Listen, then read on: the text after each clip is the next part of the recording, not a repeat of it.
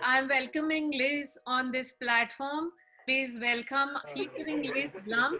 She is joining us from Cameroon in African region. And today we are going to talk about a very recent experience Liz had with the war zone she was in just last week. So Liz, welcome to this platform. I am extremely happy and honored for you to be here. Thank you for taking out time to giving me this interview. Thank you too, ma'am. I'm so honored to have this interview with you, and I believe we're going to, share knowledge that will help every other girl or woman out there. Yes. So, Liz, uh, first let's talk about yourself. What are you doing, and which organization are you working for? Then we will talk about your experience with the war zone. Oh, sure. So my name is Liz Loom. I'm 17 years old, a girls' rights activist, and I've been doing this for the past 4 years. hmm and I currently work with a lot of organizations though, but just to name a few, I work with Global Fund for Women as an adolescent girl advisor, where we do participatory grant making. We review project proposals for girl-led organizations and sponsor their projects. And then I'm also a Women Deliver Young Leader, one of the greatest feminist organizations in the world. I also work with Common Action for Gender Development Cameroon. I'm a board member there and a youth lead. So I manage all the youth projects, all the girl-led, girl-centered projects and activities. That's what I do basically there. I also work with an organization called Teens World Empowerment as the head of planning. It is a youth-led social impact project aimed at empowering young people with digital skills to be able to, attack the future. We're Gen Z, so we're supposed to be digital. So we basically, organize programs, organize workshops where we train young people with digital skills, coding, website development, graphics designing, all these digital skills. We train young people on that. I also work with another organization called Ruby Initiative as a programs manager.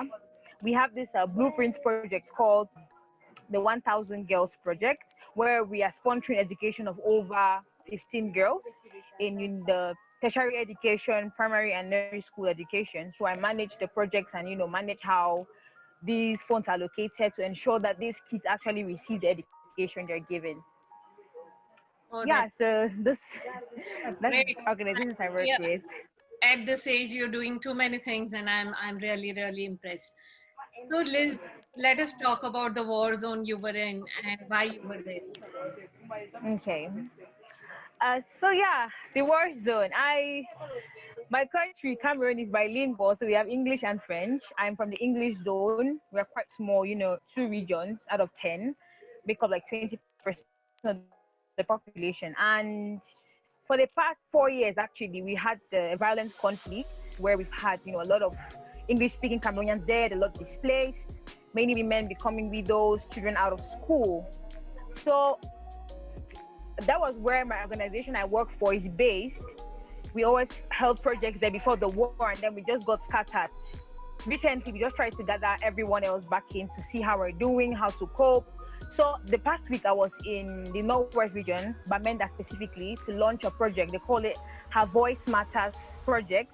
We held, it's going to be a 6-month engagement where we trained 15 adolescent girls and young women on advocacy and mobilization skills, guiding principles for effective adolescent girl and young women programs, as well as the Global Fund processes, because this is a project sponsored by the Global Fund, Her Voice Matters, Vive Healthcare, and Y Plus, the global network of people living with HIV. So it was actually a strategic planning workshop for adolescent girls and young women advocates within the network of the Global Fund processes in Cameroon to monitor specifically HIV and AIDS policies, as well as sexual and reproductive health rights delivery in Cameroon. So they're able to monitor all the policies and processes to ensure that girls receive these services. Now, the reason why we actually specifically took only girls in the war zone is because for the past 4 years, like I said, things have been scattered. I mean, people have moved. A lot of girls are displaced. And the girls who were living with HIV no longer had access to their drugs. People basically live in the bushes in the northwest because we're running away from gunshots. I mean, I was there the first 2 years. And it was really a crazy experience. I remember when these guys broke into school with guns, throwing tear gas, making us to leave school. I remember a lot of times when we would have to just lie down on the floor straight for a whole day, dodging from the bullets.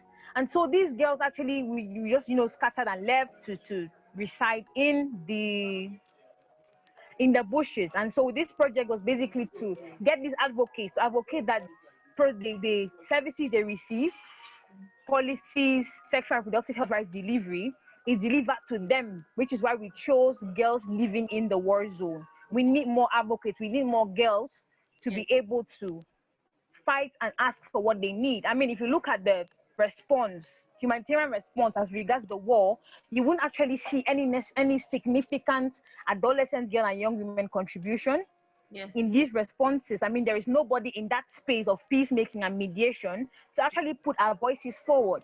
So this project was basically to bring these girls together so they are able to take charge of the issues, especially as regards sexual and reproductive health and HIV, because we've received a lot of rape cases during this period. I mean, the girls are just getting raped by the warmongers, the separatists, the military.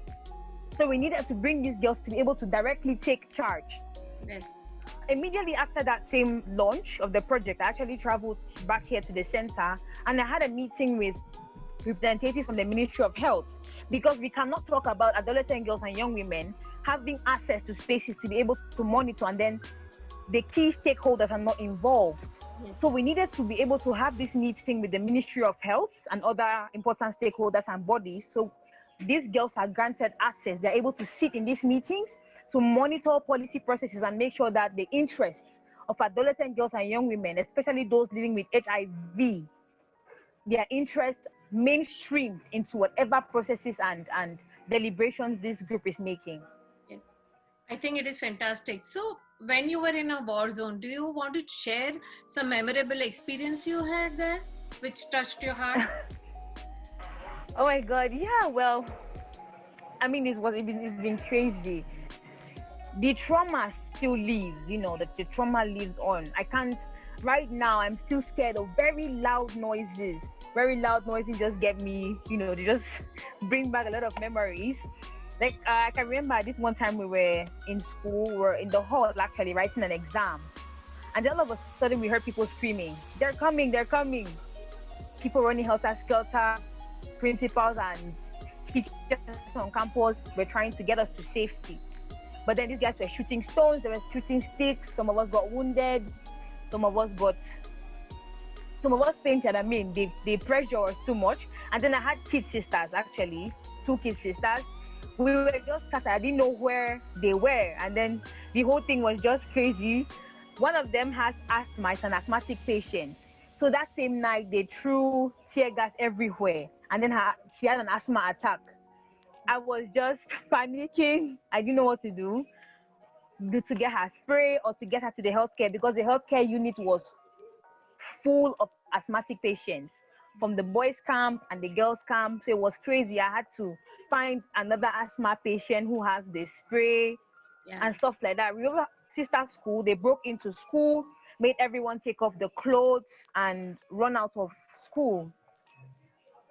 Everyone took off clothes, ran out of school, just with, underpants and all. Destroyed properties. For the whole week in school, we didn't put on uniforms anymore. We just wore maybe social wears and sports wears so that we are not recognized.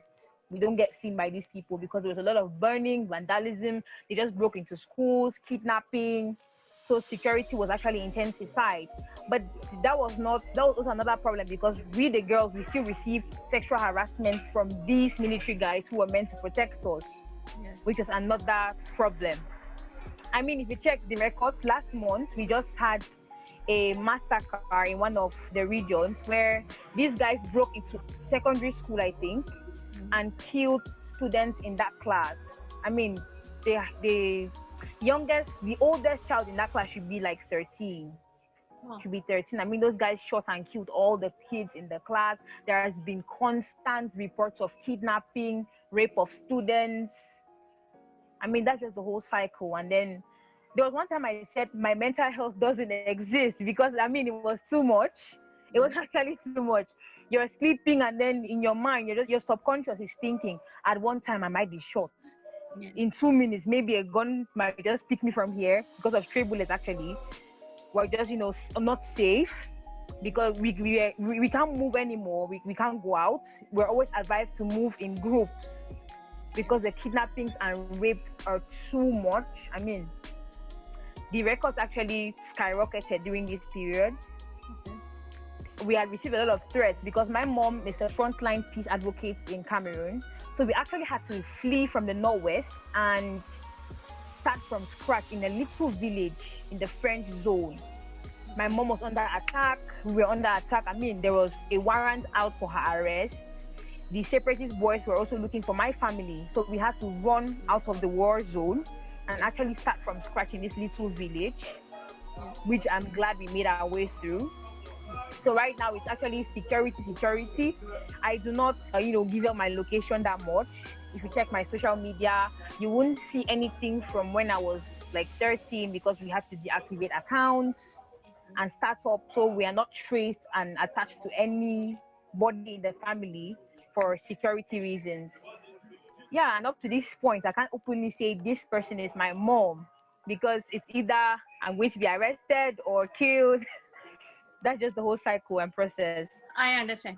So I think you're doing a fantastic work, Liz, and whatever little efforts you put in, I know to you they may seem very little, but to rest of the world, those are large efforts which you put in will go a long way in protecting these young girls. And I think you have been a great mentor to them, and I really appreciate the work you're doing.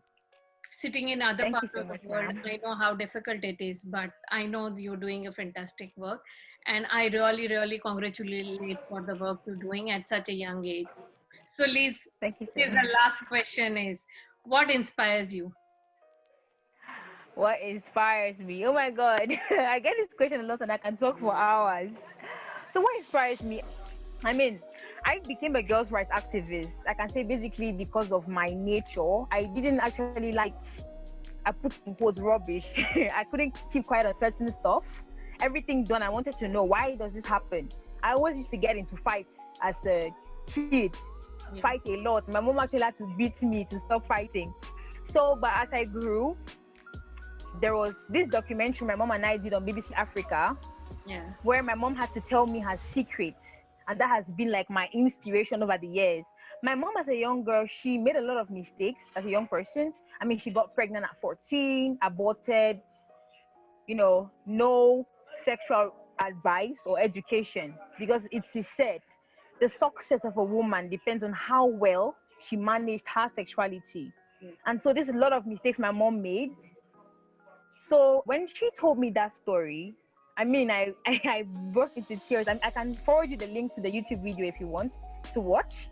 yes, please. So as the 14-year-old receiving that information, the woman I carry high, the woman I see as my hero, as my shiro, as my warrior, she made these kinds of mistakes. She's always like, do not do this, do not do that. And then I'm just like, they brought that kind of news to me. I was confused at first. I started crying.